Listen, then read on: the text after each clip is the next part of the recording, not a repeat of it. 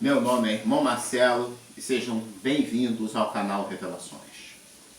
Bem, gente, hoje eu quero falar sobre política e religião. Na verdade, o canal, o objetivo é esse. Mas eu quero falar sobre a gestão política internacional e religiosa que nos domina e nos controlam há séculos. Nós vemos aí que o Brasil, vamos tomar aqui como exemplo, o Brasil de Getúlio Vargas. Vamos falar um pouquinho sobre a estrutura que havia antes de Vargas. Era essa elite que hoje compõe todo o sistema multipolar que na época estavam em firmamento, estavam se firmando, aí não tinha um domínio total. Porém,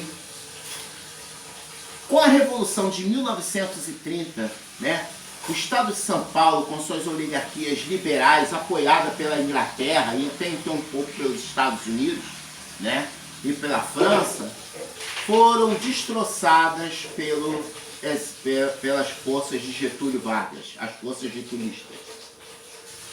Getúlio Vargas teve o apoio do governo alemão, que não só trouxe capacidade bélica e militar, mas foi financiado por várias empresas, assim também como a Ford e a General Electric, a Ford e a Kodak.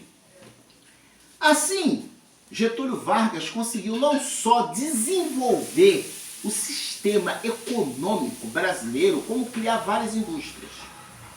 O Brasil, naquela época, estava se inclinando à altura de países ricos.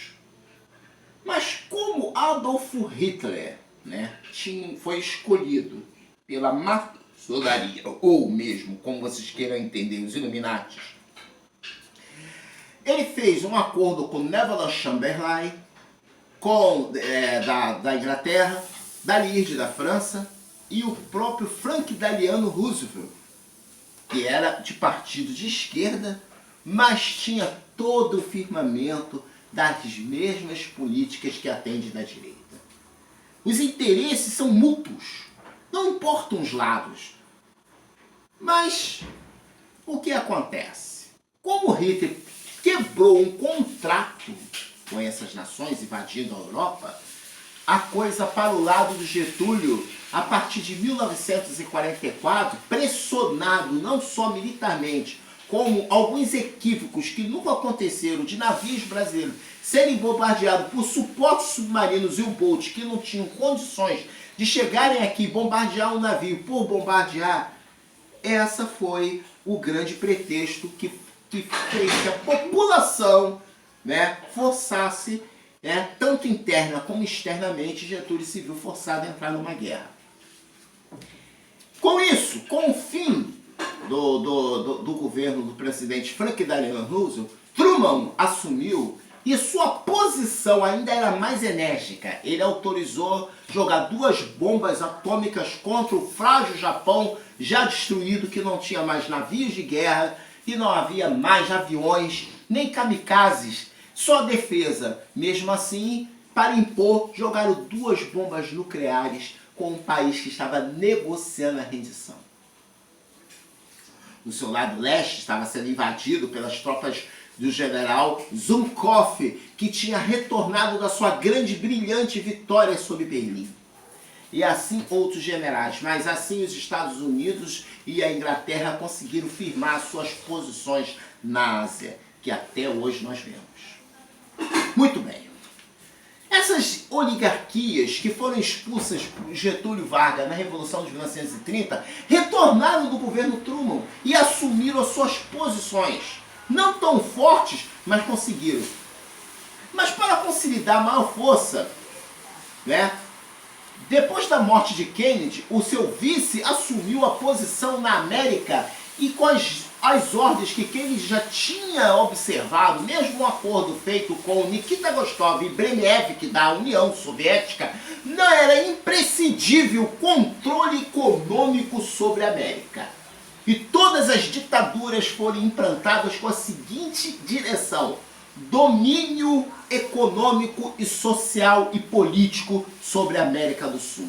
os Estados Unidos ainda ficariam mais ricos e assim as suas nações mais ricas e mais poderosas para poderem também desafiar o império da União Soviética que predominava sobre boa parte da Europa e Ásia. Enfim, depois da queda do Muro de Berlim de 1989 e de muitos acontecimentos, a elite liberal mudou os planos para o Brasil e o grande sistema capitalista que nós vemos aí aplicado na América, em países desenvolvidos, é um sistema capitalista voltado à selvageria. É o sistema capitalista selvagem, aonde nações subdesenvolvidas serão incluídas em nações subdesenvolvidas para servir as nações ricas.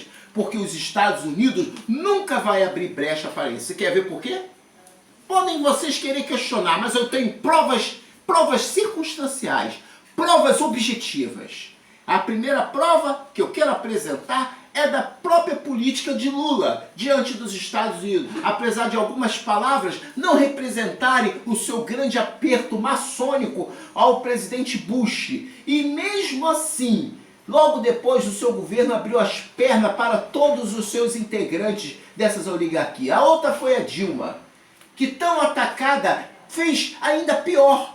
Comprou uma refinaria podre de grupos financeiros que nos exploram, uma refinaria no Texas, Pasadena, que explodiu em 2008, que foi utilizado do dinheiro dos nossos cofres ou do BNDES para reconstruir não somente a refinaria, mas além disso, ela antes tinha sido comprada superfaturada ao valor 3 vezes maior o valor do mercado. Em consequência, ela explodiu, o Brasil, né, ou nós, assumimos essa conta, pagamos as indenizações de tudo aquilo que aconteceu, foi reconstruída e no governo do Jair Bolsonaro, que mantém as mesmas regras, as mesmas políticas, apenas com algumas posições que nem ele conseguiu afirmar, e vendeu para os mesmos grupos e outros grupos abaixo do preço. O Brasil é tão solidário que o tratamento que os Estados Unidos dá para Israel não é o mesmo tratamento que os Estados Unidos dá para o Brasil.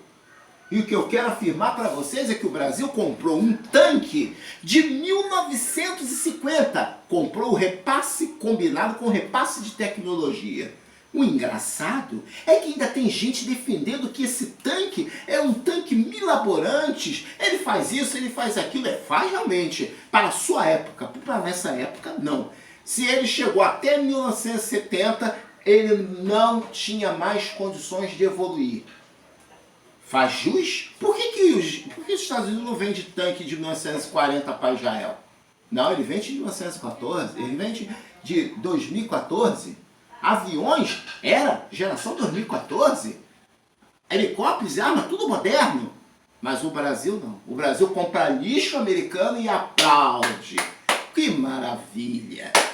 E o Bolsonaro, que diz que nunca iria fazer acordo com as nações que ele dizia ser comunista, fez acordos e ainda o acordo feito com a China foi quebrado pelo novo acordo dos Estados Unidos, oferecendo carne e os produtos agrícolas para a China, e a China colocou o Brasil de lado. E pouca coisa o Brasil vai ganhar com isso. Enfim, será que Ciro Gomes, Lula, Fernando Henrique, ou Papai Noel, Capitão América, estão ainda embutidos na mente de trouxas, vestindo camisinhas, né? E imbecis que acreditam que a campanha de Jair Bolsonaro, que foi financiada pelas igrejas, Igreja Universal, a Assembleia, a Igreja da Graça, a Igreja do R.S. Soares, todos esses que eram inimigos, judicialmente inimigos, viraram amigos. em nome de interesses financeiros e lucrativos que superam qualquer coisa, enquanto trouxas pegando bandeirinha, prontos para se matarem na rua por pessoas que amanhã vão pegar seus aviões e vão bater asas voando para lugares mais seguros, deixando os trouxas aqui se matarem por causas que eles nem têm ações. Enfim, meus amigos, devemos pensar muito bem em qual o nosso próximo passo, porque eles detalhadamente dominam o povo de forma milaborante, levando as pessoas a comprarem lâmpadas mágicas e vassouras ungidas. Esses foram os que financiaram, porque ainda tem imbecis que acreditam que 600 mil pessoas durante 3 meses fazendo campanha, tudo de graça, gasolina, diesel de graça, comida de graça, né? O cara sai da sua casa 7 horas da manhã, sai com a sua família, fica o dia todo comendo de graça, bebendo de graça, uma maravilha, sem dinheiro, sem nada, tudo dado por Papai Noel. É porque o Brasil tem sido financiado por Papai Noel. Essa é a explicação do governo Bolsonaro, a explicação do governo Lula, a explicação do governo Fernando Henrique.